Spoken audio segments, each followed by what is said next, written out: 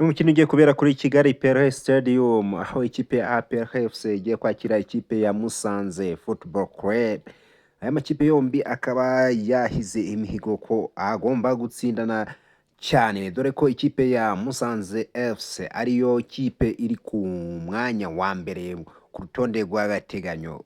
Ikipe ya Musanze FC ikaba iri ku mwanya wa mbere n'amanota 10, ikaba yaje ihiga ko igiye gutsinda APR FC ikayipfunyikira.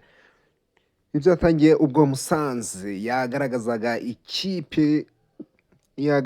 ifoto igaragaza ko igiye kuniga Intare.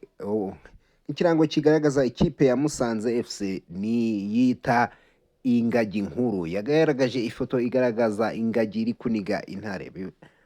Bandikaho ko bagiye kuniga Intare muri gahunda ikurikiyeho. Uyu mukino rero abantu bose bahize ku ruhande rwabo, haba abafana ndetse abatoza ndetse n'abakinnyi, akaba ari umukino ugiye kuba mu gihe APR yari imaze iminsi isezerewe mu mikino ya CAF Champions League, aho yasezerewe n'ikipe yitsinze ibitego 6 byose kuri kimwe. Urera abafana ndetse n'abakinnyi ba APR FC bafite umujinya wo kuba bagiye kuwutura ikipe ya Musanze FC.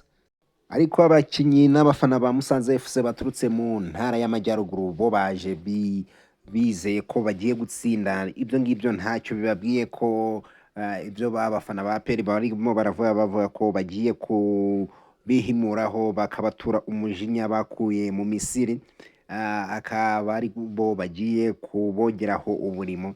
Abafana ba Musanze FC ahubwo baravuga ko APR FC bagiye kwikubita ubundi bakayereka aho bicara, kuko bagomba gushimangira ko ari bo ba mbere, gashimangira ko ari ingagi nkuru, ko ingagi nkuru ariyo igomba kuyobora urutonde rwa shampiyona.